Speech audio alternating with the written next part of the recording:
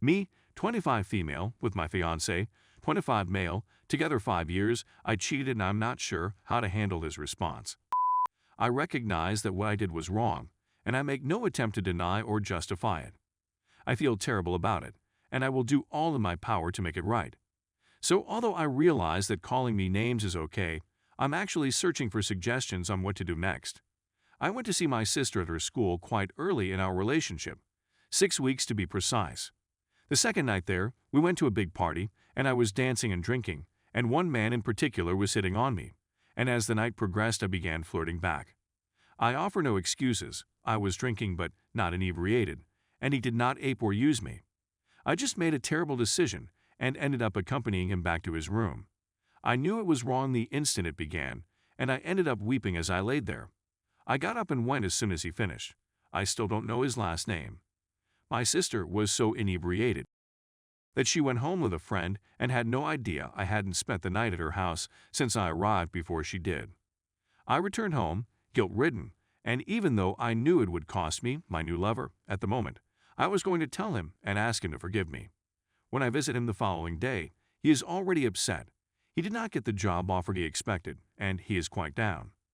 I determined not to contribute to his melancholy, so I spent the whole day trying to cheer him up and be a comfort to him. Then the next time I meet him, he is overjoyed because he says I was able to make him forget about how bad his life was at the time, something I didn't tell him about. Yes, I was wrong both times, but I was young, immature, and terrified.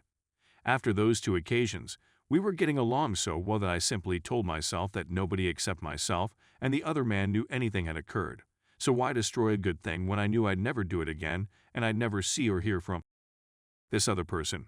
Let's fast forward to 2 months ago. We've been together for years, and in fact, we've been together longer than any of our friends have been with their significant others. We adore each other and share a home. He proposes marriage to me. I was ecstatic and, of course, said yes. We notified our relatives and friends, and everyone was delighted for us. But 2 days after he asks, I'm overcome with remorse. I phoned in sick to work because I was unable to function and spent the whole morning weeping on the sofa. I was a liar and a cheat, and I had duped my boyfriend into proposing when, in reality, if he had known about it from the start, he would have probably ended the relationship. I knew I couldn't go on living like that for the rest of my life and resolved that no matter how he was feeling, I had to tell him. The second significant aspect of this is that I am his first and only sexual partner. He knew I had been with another person before we met, but it didn't upset him, or so I believed. When he gets home, he notices that I'm a shambles and asks what's wrong. When I inform him, he is naturally distraught and emotional. I tell him that I will go to any length to prove to him that I have never done anything like that since, and that I would never do anything like that in the future. I offered to let him go through my tablet, phone, Facebook, or anything else, but he says it's not required since he doesn't want us to live like that. He said that he needed some alone time to ponder and that he would sleep on the sofa. I informed him that I would give him as much time as he needed, but that I would be the one sleeping on the sofa, not him. He is silent the following morning, but he shows no ill will toward me. I just inquired whether he was all right, since I didn't want to delve into his thoughts. He informed me that he was, of course, wounded and unhappy. He said that the most difficult aspect for him was the time period since he doesn't know it. Being unhappy is legitimate or ridiculous at this point in time. I told him he had every right to be unhappy, and we both went to work. After a week, he seemed to be getting better by the day, to the point where we both went out to celebrate our engagement with one of his buddies. Everything was well until Wednesday, when he informed me that he would be returning from work quite late. This doesn't concern me since it's a very common occurrence. Once they start on a job, they can't stop until it's finished, and there have been occasions when it's taken 16 hours. So I spent the evening catching up on some work I had fallen behind on, watching a movie I knew he wouldn't like, and then going to bed. When I awoke the following morning, he was still not there. I texted him to see where he was. He just answered, "I'm on my way home." We passed each other on the street on our way to work. When I phone him, he just states that he stayed later than intended and was heading home to rest. Okay, this isn't usual, but he did warn me and he wasn't acting strange or suspicious, so I simply went about my business. When I get home, he is sitting in the living room, waiting for me. To cut a long tale short, he informed me that he spent the night before with Tracy, a married lady from his workplace. I just passed out on my chair. He then goes on to say that this was a one-time occurrence, that she is in an open marriage, that he has no emotions for her, and that she has no affections for him. However, he said that he was utterly immobilized with rage and jealousy over my having slept with this other person, as well as my past relationship. He said that he knew he was wrong, but he felt compelled to be with someone else just once so he wouldn't be so worried about me being with other people, despite the fact that he had only been with me. Of course, I began weeping, and then became enraged and began shouting at him. Then he stops me and says, "Why am I shouting at him? I cheated first, and when he found out, he never shouted at me, which is true." He says he regrets the action, feels like he cheapened himself in the process, but that although he is sad it has upset me. He says that even though it was wrong, and he knows it was wrong, he says he's sorry, but felt like it was something he had to do. He now wants us to go on as if nothing had occurred. I'm at a loss on what to do next. I'd be the greatest hypocrite in the world if I left him, but I'm so upset that I'm not sure where we go from here. Please accept my apologies for the wall of words. Any advice would be much appreciated. Story 2. Should I 23 male leave my wife, 28 female, only after 1 year? I met my wife when I was 19 years old. I had recently left a 4-year high school romance because I wanted to relocate across the nation and felt bogged down by it. I met my wife at my first job in the new city. We worked together for a year before dating for a few months. I encountered financial problems at the conclusion of my year there and had to return home. We remained in a relationship at this period. After a few months of regaining financial stability, I relocated across the nation to live with my then-girlfriend.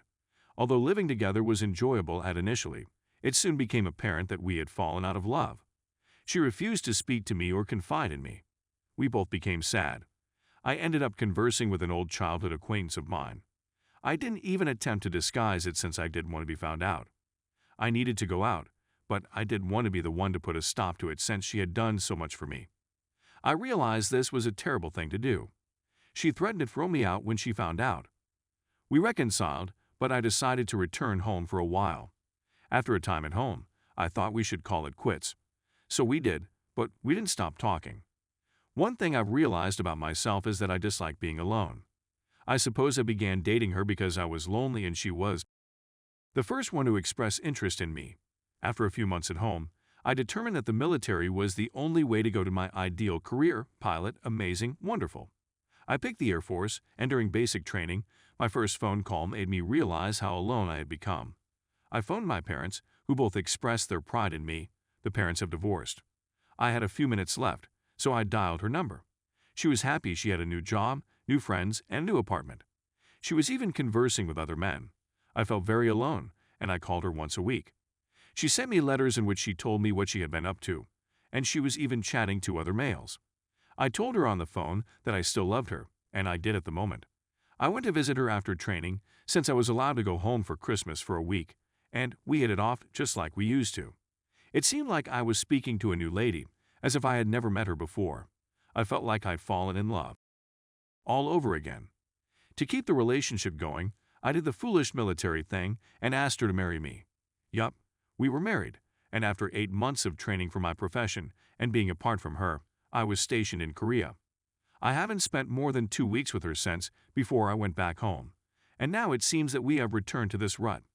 It's the same spot where she can't confide in me. I'm so estranged. I'm feeling lonely once again. I'll be in Korea for another 6 months before I can even live with her again at my next post. I'm about to go on a mid-tour, which allows me to take up to 30 days off. Initially, I plan to take 20 days off to see her and her family. My family is quite dispersed, but I've always wanted to go throughout the globe, and I'm in the position to do it, and I have the funds to do it. She has 2 dogs as a full-time dog parent. She also works and is extremely enthusiastic about training, so we couldn't afford to bring her. Flying is difficult for her since she has health difficulties. To top it all off, we discovered she may have type 2 diabetes. What am I supposed to do? Should I stay in Korea till I'm done, and we can attempt living together again, I travel home for my mid-tour? Or should I tell her I don't believe I can do it and go to Europe on my own for my mid-tour? Please express your thoughts. I already know I'm a terrible person, so please be kind with me. Thank you for your time, and please accept my apologies for the lengthy narrative.